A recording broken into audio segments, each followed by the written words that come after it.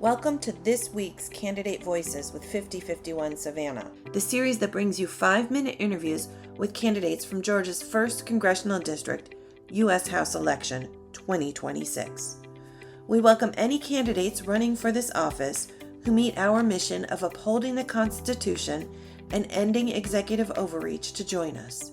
Each of our candidates receives the same question in advance. Welcome to week 6 of Candidate Voices with 5051 Savannah. We're here tonight with Randy Zurcher. Welcome, Randy. Hey, thanks a lot, Robin. You're welcome. The question for the week. With Clean Water Act protections narrowed and federal enforcement scaled back under the Trump administration, while industries here pollute rivers like the Ogeechee and data centers demand more water, how will you ensure coastal Georgia has safe drinking water and room for economic growth? Okay, good question. First of all, thanks a lot for having me again, Robin. I really appreciate talking to y'all like this.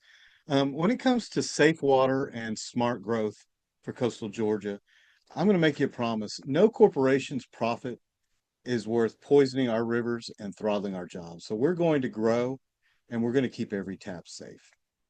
Now, what I can do in Congress to help that along if elected, I plan to restore some strong protections. I would co-sponsor legislation to restore Clean Water Act protections and Waters of the United States protections that have been stripped in recent years.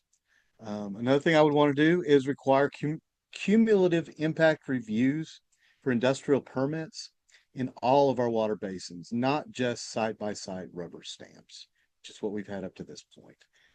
Also, what we found in this country is it's a sad thing, but a lot of times the corporations mess up our environment, and then the taxpayers have to pay to clean it up. So I say polluter pays, full stop. So to do that, we might need to create a coastal Georgia Clean Water Fund financed by civil penalties by these corporations to fix wells, to replace lines, and to upgrade treatment where industry has harmed communities. We also need to end self-policing loopholes. We found that these people do not self-police. And so we need independent, continuous monitoring of outfalls with mandatory shutoffs for repeat violators. Another thing we need to do is get rid of the PFAS, which are the forever chemicals. Those and lead and toxics, we need to get them out. So I would back federal PFAS limits. I would require industrial pretreatment, and I would fund PFAS filter retrofitting for small systems. It's a hard word to say.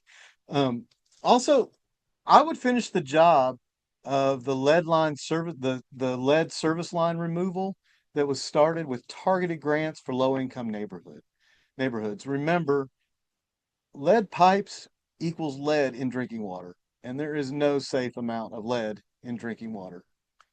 We also need to modernize our water systems, though. To do that, we could bring home federal dollars, FEMA dollars, NOAA, Corps of Engineers, to replace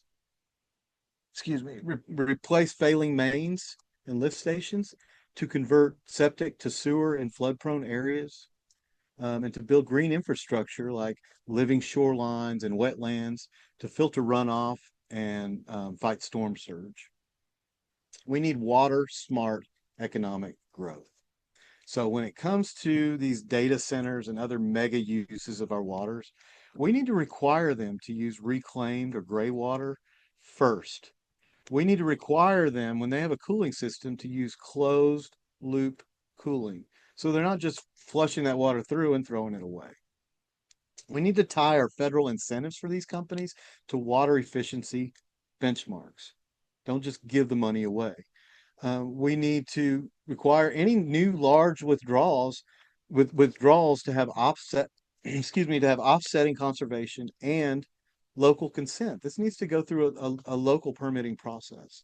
We need to prioritize permits for manufacturing that meets best-in-class water standards and that creates good local jobs. Another thing we can do is protect the Floridan water aquifer, where most of our drinking water comes from, and stop saltwater intrusion. We need faster enforcement with local power.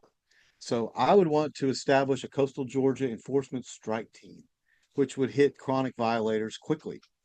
I would want to expand citizen suit support and whistleblower protections, so workers can report illegal discharges without the fear of losing their jobs. Um, we need a cleanup of the Ogeechee and its tributaries. So I would call for a dedicated Ogeechee restoration initiative, which would target sediment and toxics removal, riparian buffers, and stormwater retrofits upstream and down because dumped upriver water hits us first. Now, what I can do at home as far as district actions, we can have quarterly water accountability hearings. We can have community water audits. We can have water neutral growth compacts. We can have small town utility grants. So in summing this up, I just want to say we don't have to choose between clean water and good jobs. We can demand both, and we can make coastal Georgia the Southeast model for water smart growth. And that's what I have for tonight. Thanks again for this chance. Please see my website at randy4georgia.com and get involved. Thanks a lot.